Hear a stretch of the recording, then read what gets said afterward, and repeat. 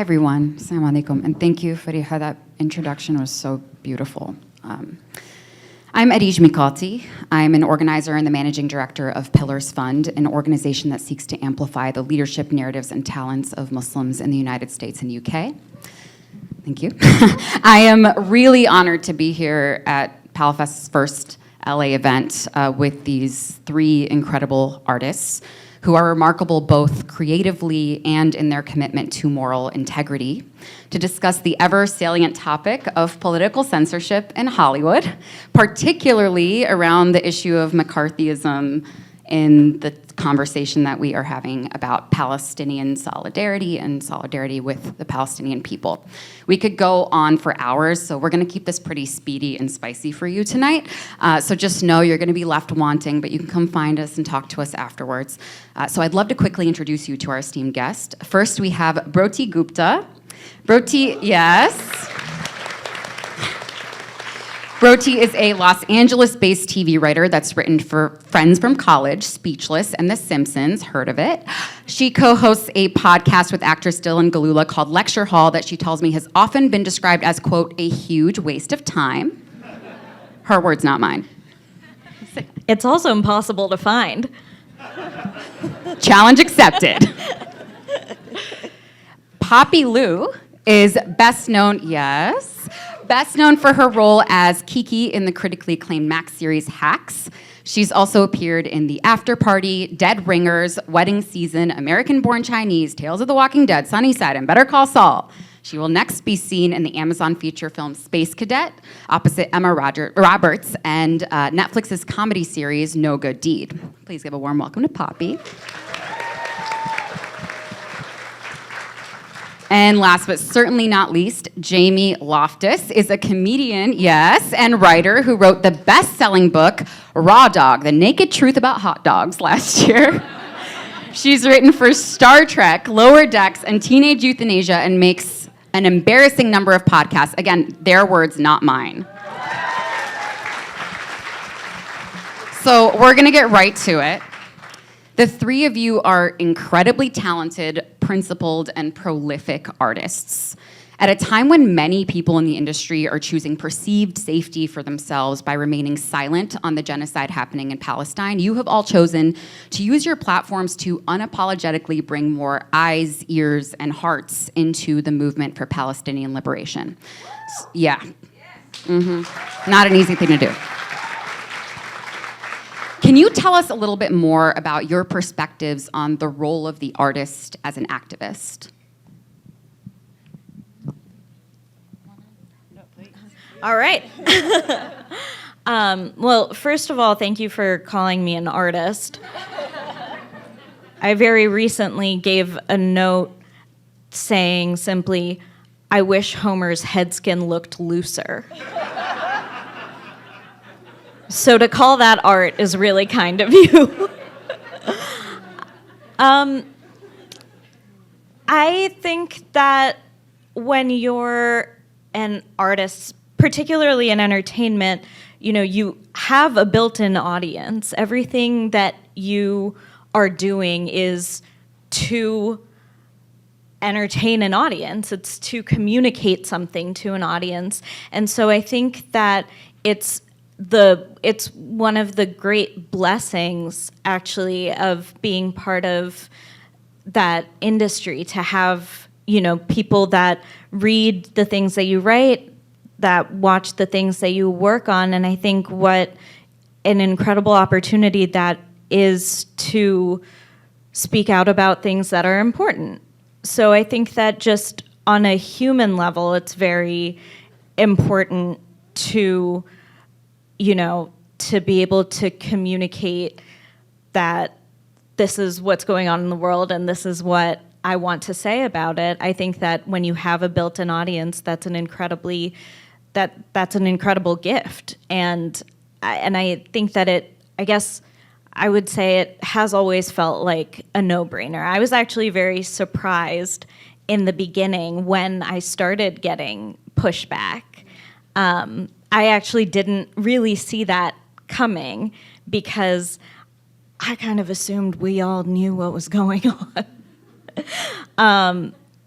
but I have felt like it's not only a responsibility as an artist to speak out, but it's also an incredible blessing to be able to have people who are looking at what you write and who are looking at you to communicate something.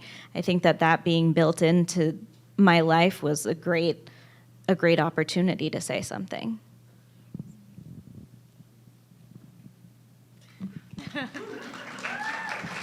Not all at once. Yeah, this literally you looked like you were handing her like a poisonous I was animal. taking it with tiny baby hands. I did something to it. Yeah, my hand is burning right now. No, I mean, I totally agree with what you were saying, Broti. I feel like we are, lucky, and I also, in many ways, hesitate to, I felt very naive towards the beginning of October as well, where I was not anticipating, and that reflected how much I had to educate myself. I was not anticipating the amount of pushback that myself or any of my colleagues would have at this, because we're writing, to some extent we're writing dick jokes for a living. We're like, some of us, my socks don't match today, but there are certain aspects of your life and certain issues where it is a no-brainer, where, and it feels like your responsibility when your job is communicating, to communicate how you feel, and to refuse to do so is a business decision in entertainment. It's making a decision to say, well, rather than say what I know to be true, I'm going to hedge my bets and wait for someone else to say what is true. And that is bullshit. And your colleagues see that. And I was really, I don't know. Yeah, we talked a lot early on where it was really surprising to see that happen with people who I had known for years, who I respected, and who I, kind of naively thought, well, surely they are seeing the same reality that I'm seeing, and they were, but it was a refusal to say something until it felt quote unquote safe, and it's it was nuts. Yeah.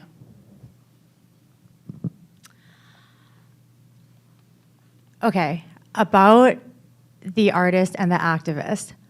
From my vantage point, or from where I stand, I really feel like they're so intertwined. I don't know how anyone can be an artist without being an activist.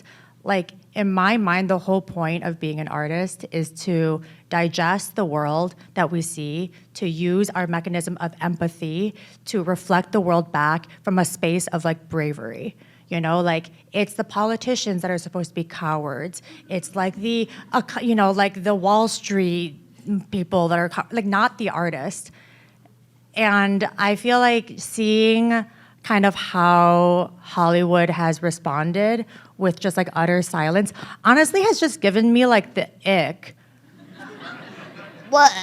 For so many people, there is a group, and it's really surprising to be there are people that I didn't know were incredibly racist, that are because I think Hollywood at large, it does seem very liberal, but I think this is such a, Palestine is such a litmus test that is lifting the veil in a way that we can never unsee what we now know. And there are many Zionists. There are many very powerful Zionists in Hollywood. There are people that really proudly kind of go forth in the world with no repercussions. Cough, cough, Amy Schumer, etc. This, she has no professional repercussions for saying some of the most hideous racist things about Arabs and about Palestinians.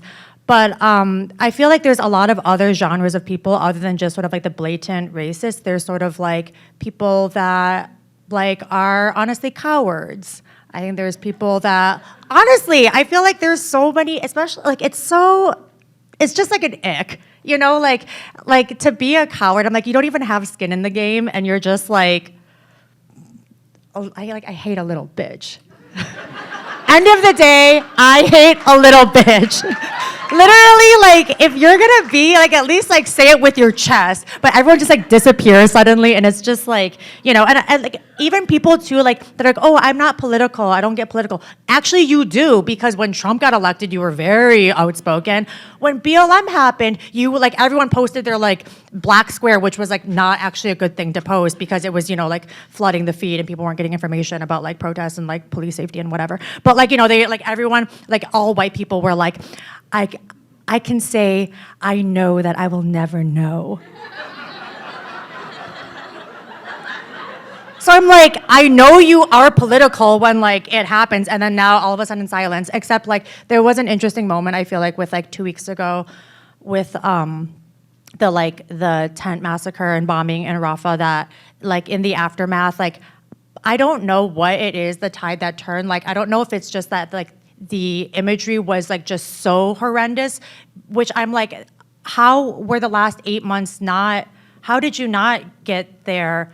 But anyways, that aside, like, all of a sudden everyone came out, but they were sharing that AI image of Rafah, where I was like, literally, there's, like, tens of thousands of people risking their lives to show you what's going on. You're gonna share this AI image that, like, whatever. Anyways, I don't know if I answered the question. I think that was pretty good.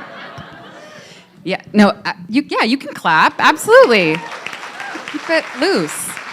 You know, we talked a lot before this panel, because we got to chat a little bit this week before today about how the tone we wanted to take with this panel, and there's been so much heaviness in the world, and obviously there is deeply a time and place for that, but sorry, I'm going off script, don't be scared.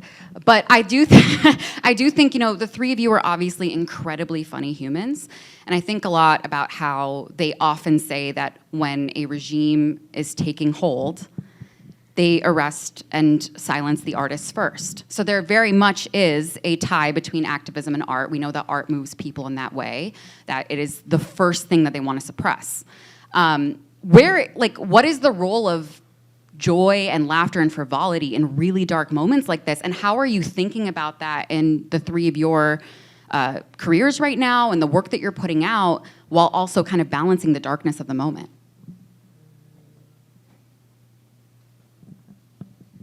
It's hard. I think, I mean, what you're saying about the artist and activist being so intertwined, there's a reason for that to happen. You know, that when you're an artist, what your job is to, like, it's to challenge what our status quo is. It's to challenge the you know, the position that the government has taken. I think that the way, you know, I honestly, you guys probably have better answers to this, but being funny has felt very hard.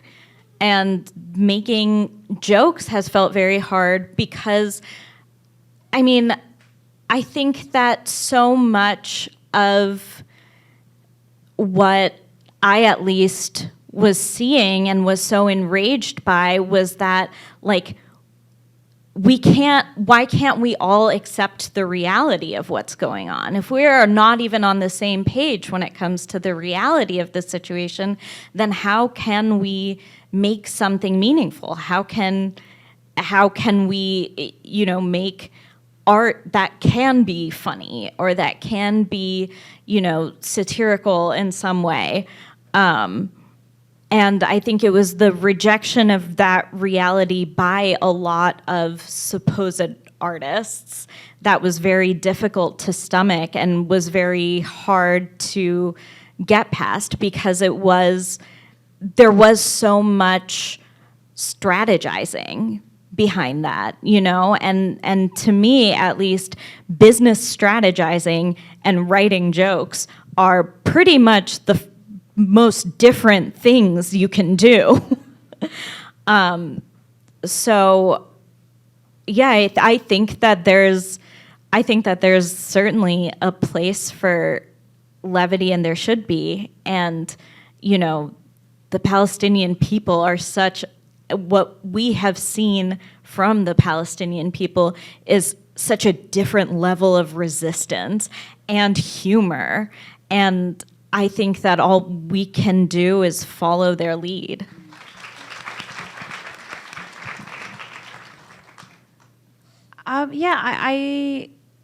I feel, I mean, I know that I don't have really a good answer for it. I don't think that I or many comedians have figured it out of how do you balance, trying to continue what you're doing and what you've always done with bringing attention and lending your platform in a very needed way to a very serious issue. And I don't know. I mean, I wish I had a better answer. I feel like every day is just trying to find a way to do it, because I've found that in comedy in the last 8 months, there is not an overwhelming feeling, but certainly a feeling of, well, don't talk about anything uncomfortable. This is a space where people go to not think about anything. And I don't think that's true. And it's also kind of, like, that sucks to hear. Like, oh, you come here to think about nothing? Thanks. Fucking asshole. But anyways, but I do feel like there is a way and a place, and it's about striving to find a way to do that. I don't have an answer of how. I certainly haven't figured it out. I do think that many people in entertainment and comedy have and continue to, and it's finding those people and following their example. But yeah, I mean, I feel like it's striving to find a way to say what is important to you and to say what is necessary, and also continue to be who you are and be funny. And I believe these things are possible, but I don't know how. Okay. Okay, I have an answer to this. Okay, so I think one of the only things that has been keeping me sort of like kind of grounded and sane is how many group chats I have in which all we do is talk shit. Like, I mean, some of them are iMessage, but most of them are on Signal because they have to be.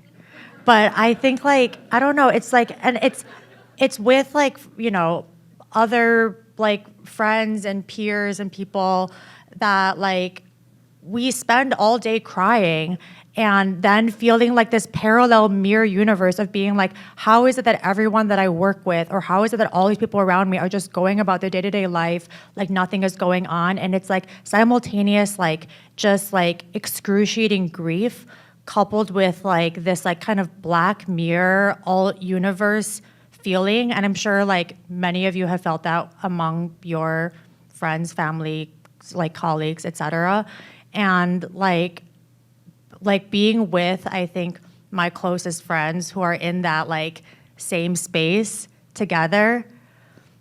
I've like graduated to a point in my life where I don't really love calling things like safe and brave spaces. I'm like a little allergic to those terms. But I will say for me right now, a safe and brave space is when I can really talk shit with my friends about like just like some of the Zionist shit that like is going down. Like, I think a lot of my friends too are also artists or like public creative figures, and like, there's a lot of screenshots we'll send each other about being like this like just like comment thread, or like this like these DMs that we're getting, or these like hate like messages or the whatever, and you just need an outlet for it with someone that's just gonna be like, literally fuck them. Oh my God. Like, so I don't know. I think everyone needs a little bit of like shit talking safe space. That's actually a perfect lead-in into the next question. So we know that the entertainment industry, as you said earlier, Poppy, has overall shown unity in recent years on important social justice movements, whether that's BLM or labor or abortion rights. But the genocide of Palestinians has been uniquely divisive, to say the least. So one-time allies are trading accusations for censorship, hypocrisy, and betrayal. And we're seeing high-profile figures who are taking a stand face abuse, ostracism, or in some cases, dismissal. So we know, for example, our friends Melissa Barrera, she was, dropped from the Scream franchise. We know Jonathan Glazer faced some wild letter writing campaigns after his incredible speech.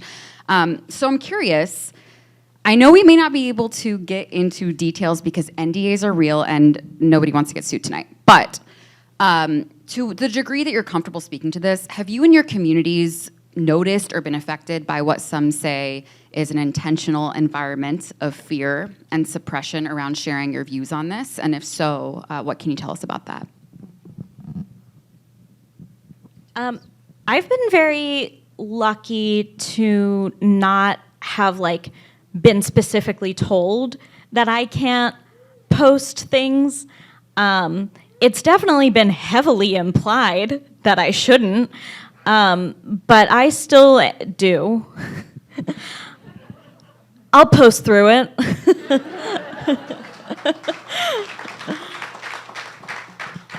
I will say to go back a little bit there are some moments actually that are pretty funny, like that Jonathan Glazer thing, because it is like, did you guys not watch the movie? The point of the movie? And now this letter? You all should have to watch the movie.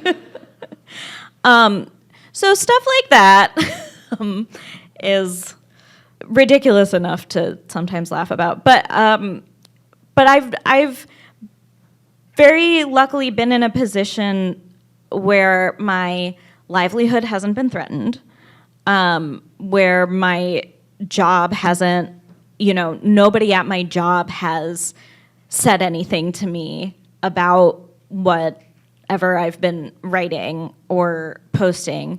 I will say that outside of that, I have heard sort of secondhand that, so-and-so executive said this or shared this or doesn't want to work with you or, et cetera.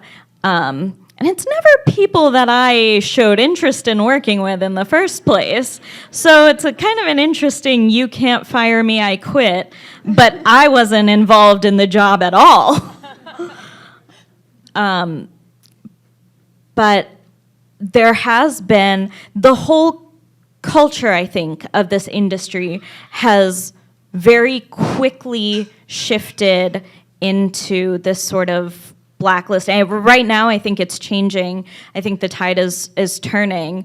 And, obviously, I want to be as generous as possible and have, people come into what we're saying. The more people, the better it is. But it is very hard to not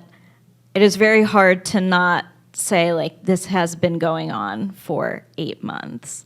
You have been watching this happen for 8 months, and that you are deciding to speak now is strategy. It's because now you are safe, and there are a lot of people that don't have the option of safety.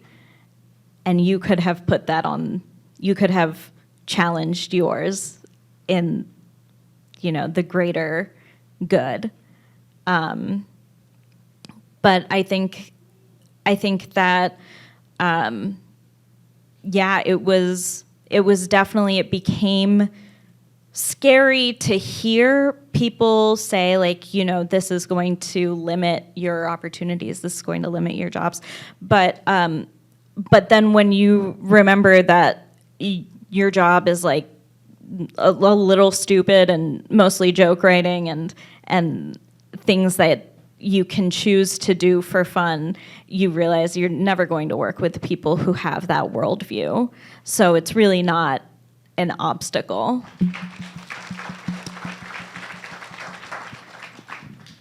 Another amazing mic pass between us.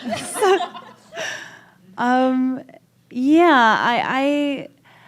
guess I also noticed, Broti, that it is changed over time, but especially in the first 2 months, I think there was I don't think I would have been able to get through it without community of other artists and just talking to people, Poppy, like you're talking about, like reaching out to people and being like, am I absolutely insane? Because in my case, it was a number of representatives that I had that I either felt the need to part ways with, or, you know, I think a number of gaslighting tactics that I know I was not the only person to be subject to, of getting a call on the phone and being told essentially, hey, you don't know what you're talking about and your career will be limited as a result. Click, and then we'll never acknowledge that this conversation happened in writing. Like, what do you do with that?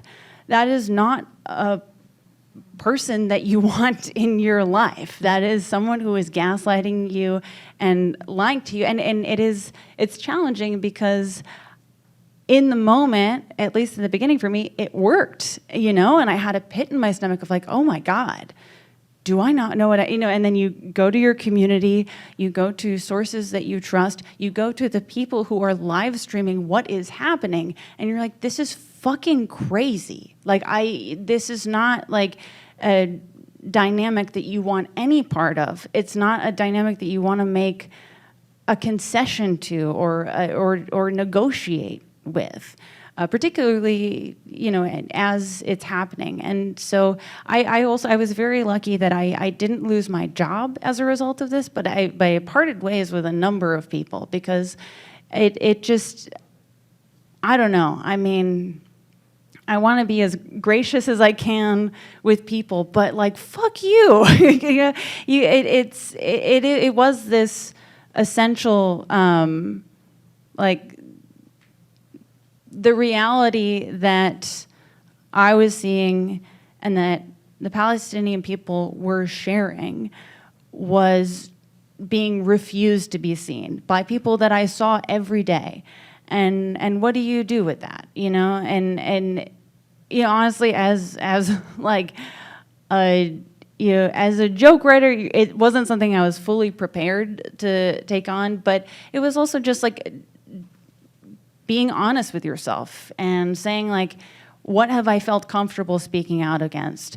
And why is there pressure being put on me to not speak out against something that I know is the right thing to do?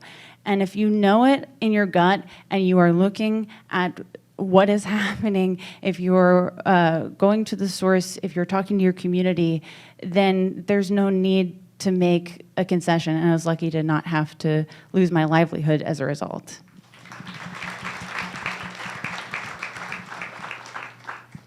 Okay, so I have like a good story and like also like kind of a bad story.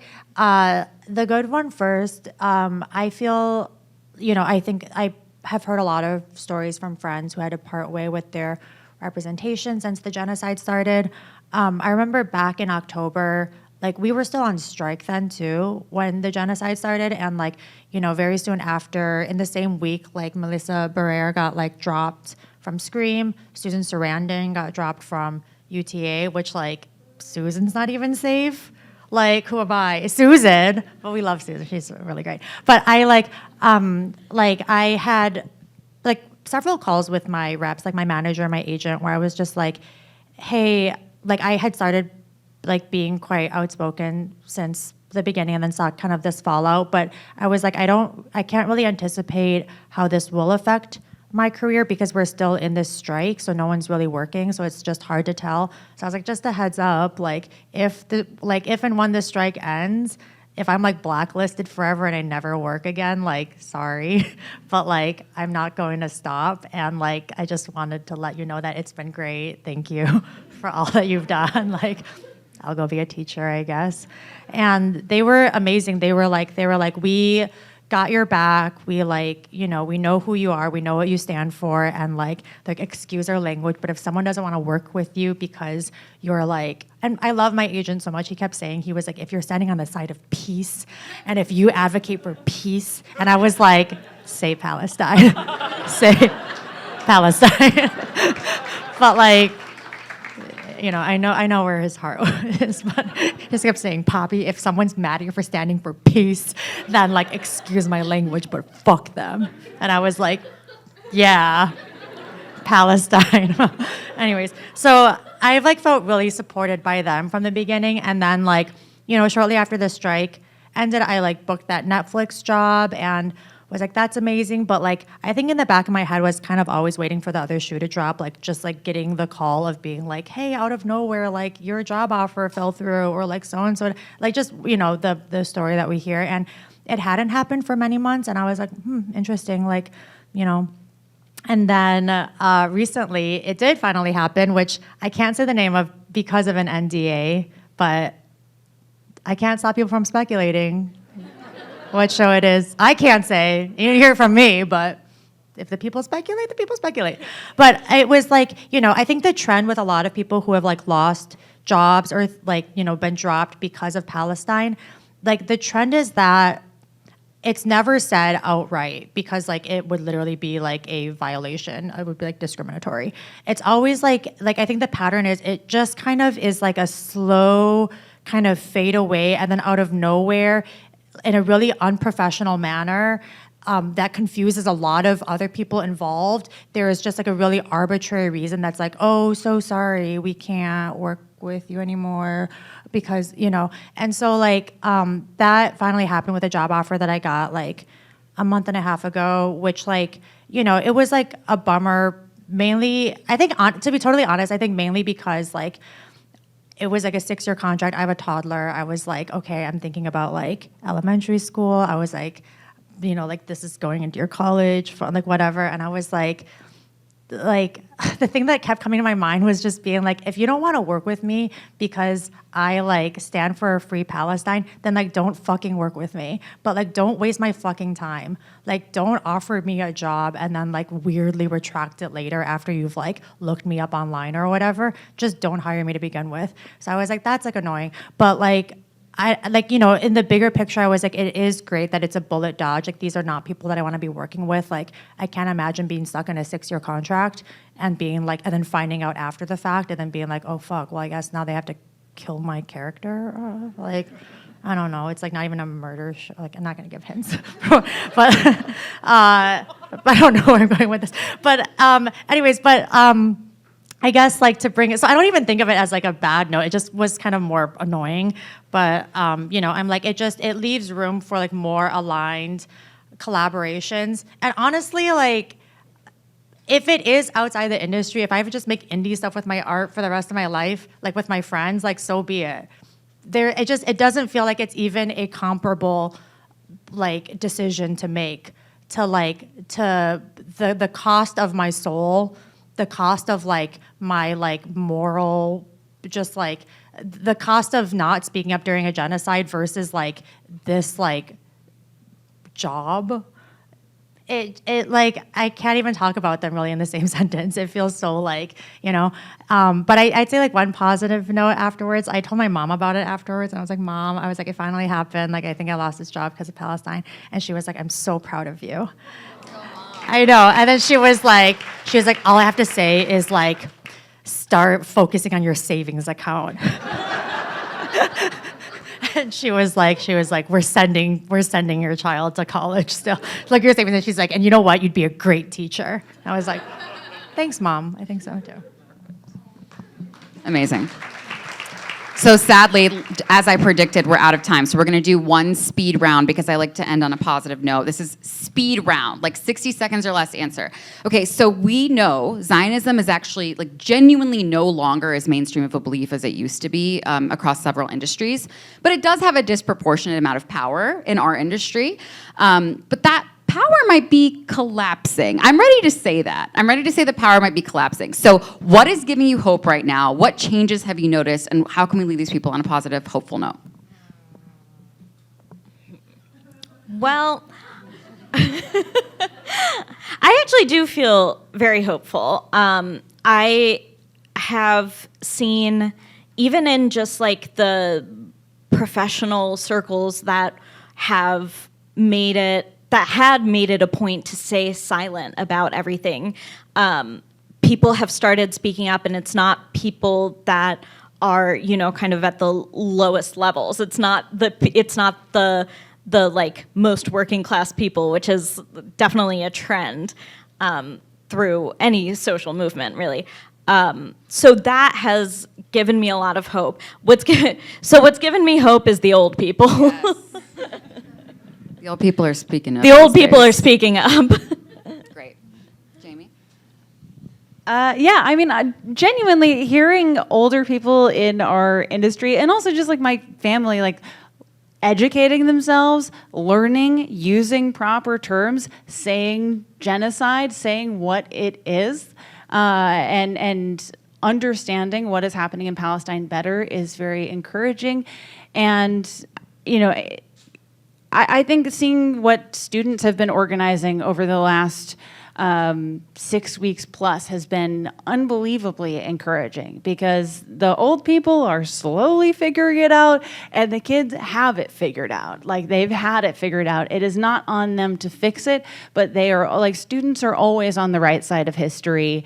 And I think that that is a lot of what has forced older people to see what is happening. Because a lot of our parents were, you know, alive during the Vietnam War, and they were. I mean, my parents participated in protests, and so when they see that students are organizing, they know students are always on the right side of history. I have to get my fucking head on straight, and I find that very encouraging and cool. Okay, to piggyback on the youth thing. Okay, so I have a 14-year-old sister, and it's so rad how it's so easy for I think young people who are just sort of absorbing all this information for the first time to see the whole picture for what it is. And so my little sister Zoe is she's Poppy, someone gifted me a Starbucks gift card. She's I cut it up and I threw it away. And I was yeah.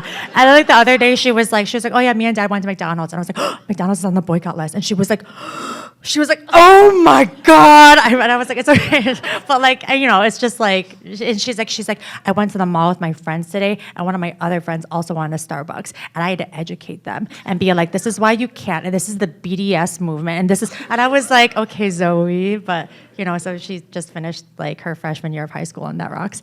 But I think to your point of there is a lot of power there, Zionism does have a lot of power in entertainment and in other industries too. But I think the thing that gives me hope is that we also have a lot of power too.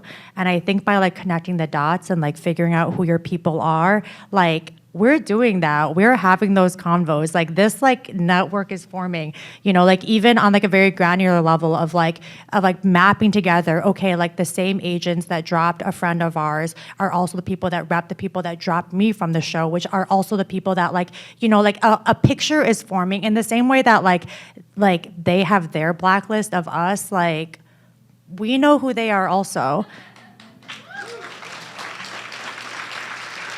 And on that deeply inspiring and threatening note, let's give a warm round of applause to these three amazing people. And thank you so much for having us.